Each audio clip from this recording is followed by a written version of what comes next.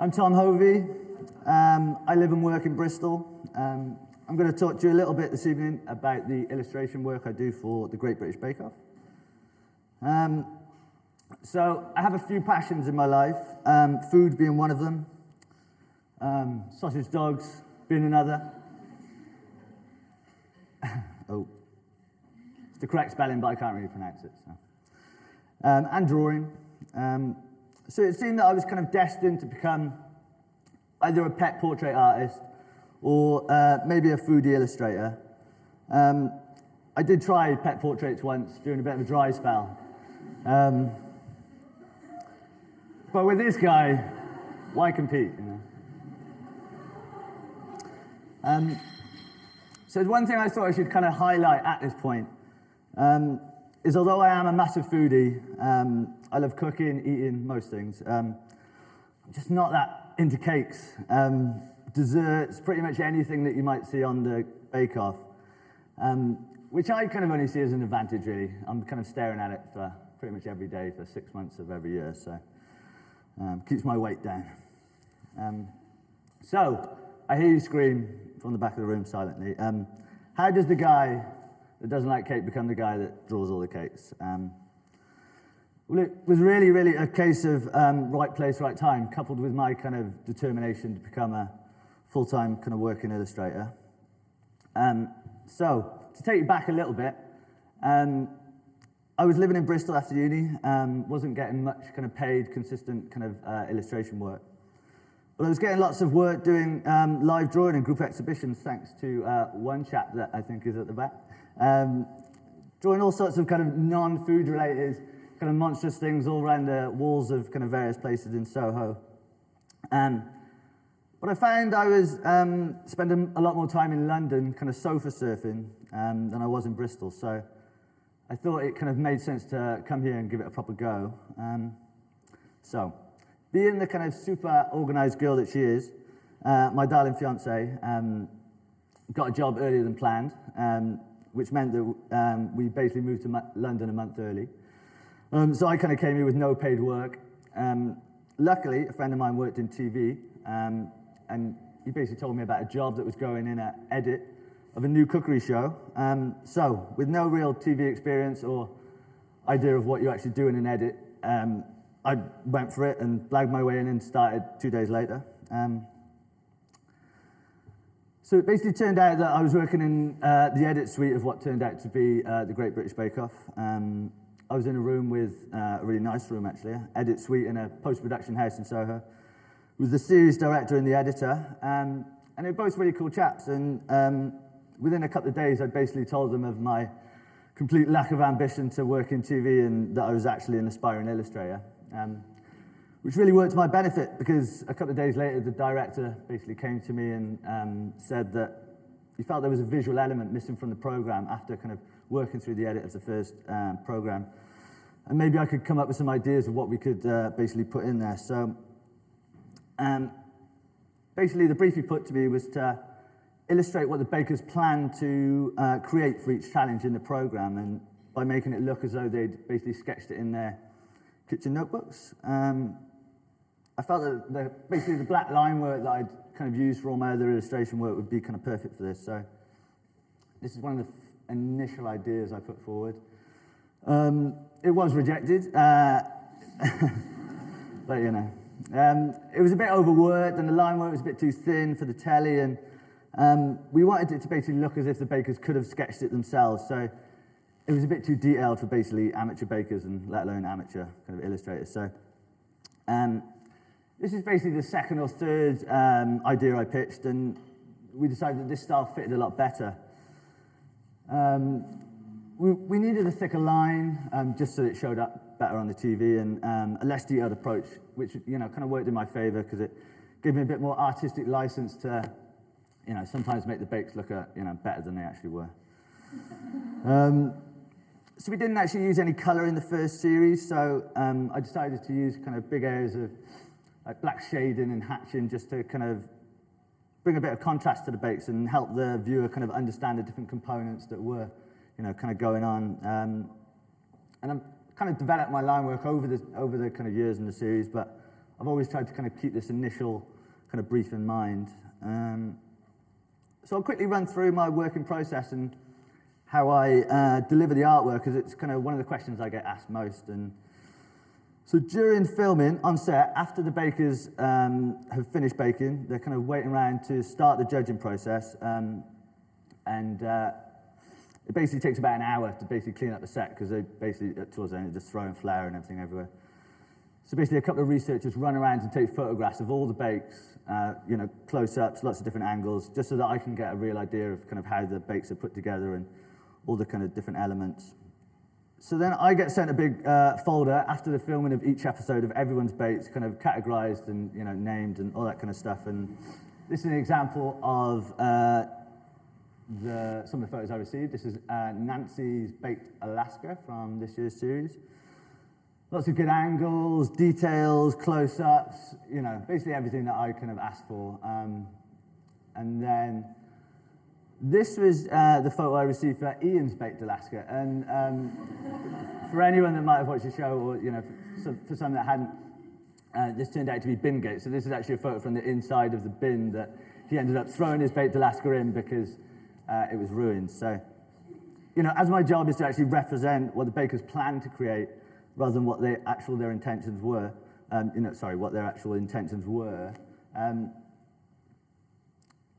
I basically still had to illustrate, what he wanted to make, because it's, my illustrations are shown before they basically go on to ruin their cakes. So I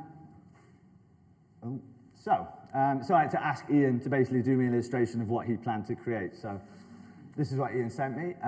It's, one of the better ones I've received over the years, to be quite honest. So this was the illustration I did from his, a little artistic license, of course. And so I'll just quickly flick through, for anyone that hasn't seen the show before, this is basically how you would see my illustrations crudely animate on screen. So you have the line work, and then you have a bit of color. And then if you basically can't see what the interior of the cake is like from the exterior, we do like a nice little slice. And then we have some arrows basically pointing out what the ingredients are. So just so the viewers basically got an idea of, all the things that are going on within the bake. So I wanted to give like a little visual guide just of how my kind of illustration style has developed over the years and through the series. The point for the change in the style is partly to kind of keep things fresh, but it's also, partly because I kind of learned better how to display the bakes. So this is an example of one of them from the first series, and here's a few more. I think they've got a certain charm. It taught me a lot about kind of highlighting certain areas and certain ingredients, and it kind of taught me a lot moving through to kind of future series when I actually came to colour the bakes. But we knew that the composition needed work. It was all a little bit crowded on one page of the sketchbook, and we kind of knew that we needed to bring colour into the mix to really just help the viewers kind of identify what they were actually making. So that's what we did. Series 2, we introduced colour from the outset. Had a much nicer kind of photograph to kind of drop the bakes onto, which I think helped a lot. Here's a few more examples. And I think immediately you could kind of see that the skill level had risen, no pun intended, of course. So it provided a lot of kind of new challenges for me, but I think, with challenges, sometimes come better results. And at this stage, I honestly really wasn't that hot on Photoshop. I was all about the kind of hand-drawn illustrations, but, but obviously I said, yeah, of course I can colour them, no problem. So it's all, pretty new to me, but, due to the sheer volume of, bakes that I was working on, purely had to deliver on a, pretty much weekly basis, I quickly taught myself the kind of tricks that I needed to just get the results that I wanted. So moving on to like series 3, I started to become much kind of happier with the kind of illustrations I was producing. I started to kind of develop a better understanding of how to use colour to show off the, the different components of the bakes, and how the kind of colour worked in collaboration with my line work, and, sometimes kind of less is more.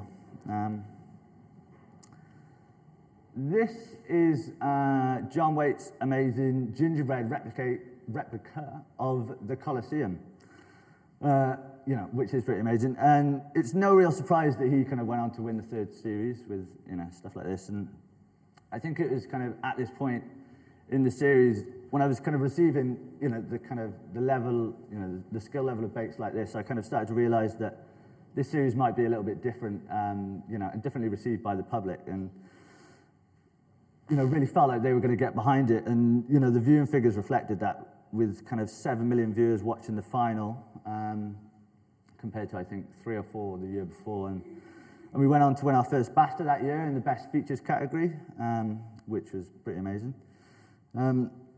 We also went on to win next year, which was pretty great as well. And it felt like the skill level in Series 4, again, just, went through the roof. And it felt like I was kind of having to refer to like GCSE graphics to remember, to like technical drawing for some of these kind of things. It was all very new to me. But this was kind of the first year that, from a personal point of view, I actually watched the show. I know it's terrible, but I'd always just find it really hard to kind of not find fault in like all of my work, and so I'd kind of watch the first episode and be like, oh god, and so I just kind of wouldn't watch it again. So, but with this year's graphics, I really felt like I'd kind of figured out the keys to kind of unlocking the style that I'd kind of been striving for the past kind of 3 years, and I actually got into the show and realised what everyone had been kind of banging on about. It was actually quite good.